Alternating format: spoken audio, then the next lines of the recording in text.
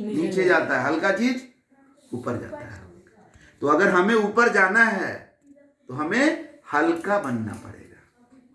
हम अपने को भारी कैसे किए हुए हैं? बड़ा अहंकार लेकर के बैठे हुए हैं। आप नहीं जानते हैं मेरा क्या जात है, मेरा खानदान क्या है, मेरा इतना पैसा है, मेरा ये है, मेरा वो है। यही करके हम अपने को भारी कर लिए। इसीलिए ऐसे भारी लोग मरेंगे तो कहाँ जाएंगे?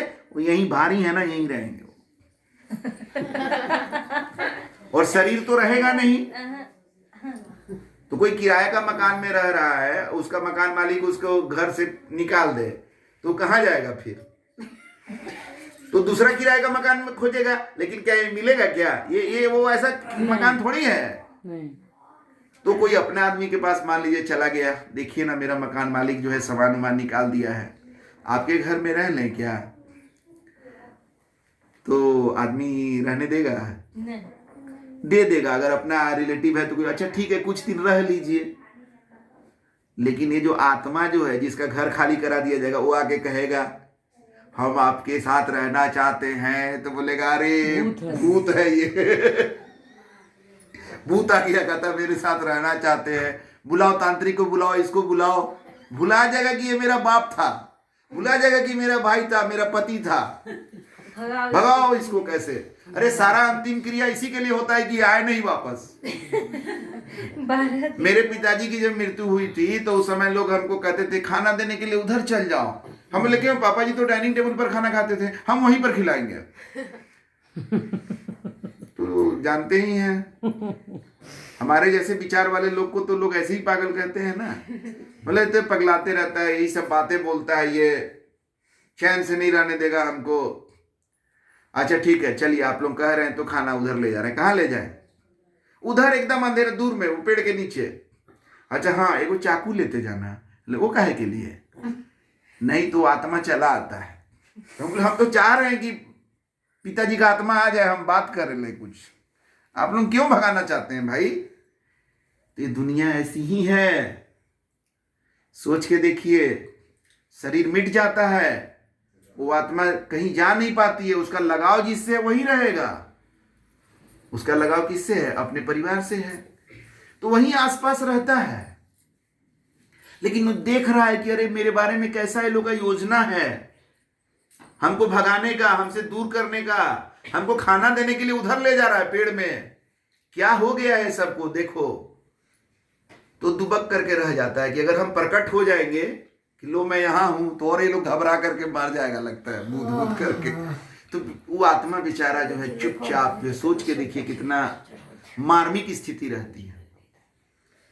लेकिन वही आत्मा अगर अपने को जीते जी हल्का कर ले, परमात्मा का कांटेक्ट नंबर के साथ जुड़ जाए, तो हल्का सट से निकल के चला जाएगा ऊपर, क्योंकि उसमें कुछ है नहीं, कोई विकार नहीं है, परमात्मा में मिल जाएगा।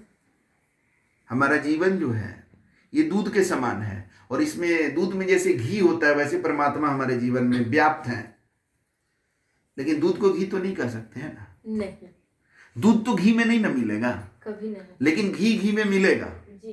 तो अगर हमें परमात्मा में मिलना है कि जब मेरा शरीर मिटे, जीवन रहते भी हम परमात्मा में मिले रहें, और जब शरीर मिटे तो भी हम परमात्मा में मिल जाएं, तो हमें अपने जीवन में परमात्मा को प्रकट करना पड़ेगा। दूध में से घी को प्रकट करना पड़ेगा, तब जाकर एक ये घी उस घी में मिल जाएगा आराम से।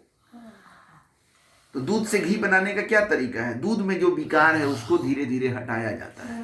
पहले खौला है तो बहुत सारा पानी निकल गया, उसके बाद उसमें जोरन डाल दिए तो दही जमा, तो उससे बहुत सारा चीज निकल गया। बाकी चीज, दही को देखते हैं थोड़ा सा ये करते हैं, बस पानी निकल जाता है उसमें सट से। उसके बाद उसको मथ दिए तो क्रीम निकल गया, छाछ अलग हो गया, फिर क्रीम को फिर गर्म कर दिए, ऐसे करके उसका विकार दूर होते जाता है। तब लास्ट में फाइनल प्रोडक्ट बनता है घी। 1 किलो दूध है अगर, तो शायद 100 ग्राम 200 ग्राम के करीब जो है घी बनता होगा क्या?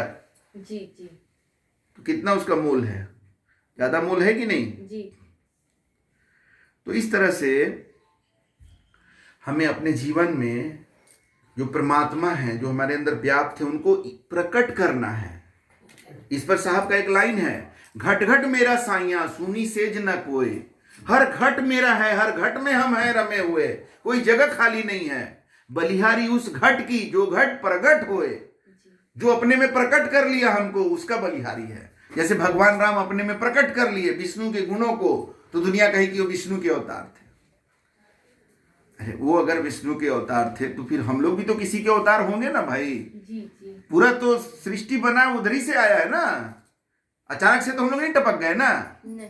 परमात्मा ने जो सृष्टि बनाया तो उसमें ब्रह्मा है क्रिएशन के, विष्णु है लालन पालन करने वाले, और शंकर जी हैं विध्वंस के देवता। तो उधरे से ना सब उतर के आए हैं हम लोग। तो भगवान राम अगर विष्णु के अवतार हो गए तो हम लोग कहाँ के अवतार हैं भाई? हम लोग भी तो अवतार हैं उन्हीं लोगों का से ना।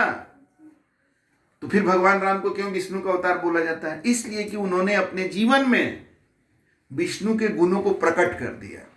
विष्णु का गुण क्या है?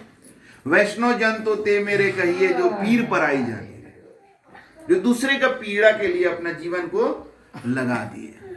कोई ऋषि मुनि आकर कह दिए कि वहां राक्षस हमको तंग कर रहा है, वहां चले गए, उसका हत्या कर रहे हैं, उसको वध कर रहे हैं। पिता की आज्ञा के लिए पिता जो है हमारे ऊहापोह में न पड़े, उसके लिए जंगल चले गए, राजपाट छोड़ दिए। इसी को तो प्रकट करना कहते हैं। और क्या होता है प्रकट करना? जी। उन्होंने वो चीज प्रकट किया। आज हम अपने जीवन में अपने विकारों को दूर कर लेंगे तो हमारे अंदर सत्य प्रकट हो जाएगा। तो इसी को तो सत्पुरुष कहते हैं, इसी को सत्यनारायण कहते हैं। सत्य का जो नर स्वरूप है, पुरुष स्वरूप है, वही सत्यनारायण हो गया। इसके लिए गुरु चाहिए। जैसे दूध से घी बनाने जो जानता है उसके लिए तो बहुत आसान काम है, लेकिन जिसको पता ही नहीं है वो कैसे करेगा? जोरन डालने नहीं आता है उसको, क्या होगा? गड़बड़ हो जाएगा कि नहीं? दही से मक्खन निकालने आता नहीं है उसको, तो कैसे करेगा वो? लेकिन गुरु अपने जीवन को इसी संसार में आकर के, इसी संसार में मिल करके अपने जीवन को निर्विकार करते हैं, और इसीलिए वो सक्षम होते हैं कि हमारे जीवन को भी वो निर्विकार करते हैं। तो हम जब गुरु के शरण, हम जब गुरु के शरण में जाते हैं तो हम अपने जीवन को गुरु के बताए मार्ग पर चल करके निर्विकार कर लेंगे, तो हमारे जीवन में भी वो प्रकट हो गया, सत्य परमात्मा प्रकट हो गए। तो शरीर रह गया, इसके अंदर पहले कचड़ा था, विकारों से भरा हुआ मन था मैला, लेकिन धीरे धीरे गुरु के बताए मार्ग पर चलकर, गुरु के कृपा से, परमात्मा के नाम के सुमिरन से वो विकार खत्म हो गया। तो अब अंदर क्या हो गया? सत्य और परमात्मा अंदर हैं, शरीर बाहर से वही है। एक दिन ऐसा होगा कि शरीर मिट गया तो अंदर वाला चीज कहाँ जाएगा? वो तो हल्का हो गया है ना, वो तो घी बन गया, तो जाके ऊपर मिल जाएगा। तो बड़ा सा चुंबक है ऊपर। कितना सिंपल है, इसी को मुक्ति कहते हैं। ये मरने के बाद नहीं होता है, जीते जी आपको ये करना पड़ेगा। इसके लिए गुरु चाहिए। इसलिए कहा है गुरु है मुक्ति पद के दाता, मुक्ति पद गुरु से ही मिले। तो इसलिए अपार महिमा है साधु संतों की, गुरु की। हम लोग अपने जीवन में उनको समझें, अपने जीवन को मिट्टी पत्थर का मूर्ति और जिसका दर्शन नहीं है उसका पूजा करने में नहीं लगाएं। हम जिसका दर्शन है उसका पूजा करें, जहां तक हम पहुंचे वहां तक का पूजा करें। कोई बता दिया, कौवा कान लेके चला गया, हम कौवा के पीछे दौड़ रहे हैं।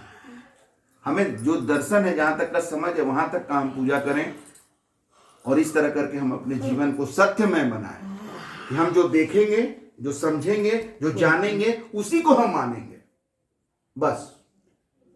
तो इस तरह से आप गुरु के बताए मार्ग पर चल के देखिए, गुरु को जानिए, गुरु को समझिए, तब गुरु को मानिए। गुरु को जांचिए पहले, तब गुरु को मानिए, और तब उनकी बातों को मान करके चल के देखिए, आपके जीवन में वो सब चीज उपलब्ध होगा जिसके पीछे आज आप दौड़ तो रहे हैं, लेकिन उपलब्धि 0/0 है।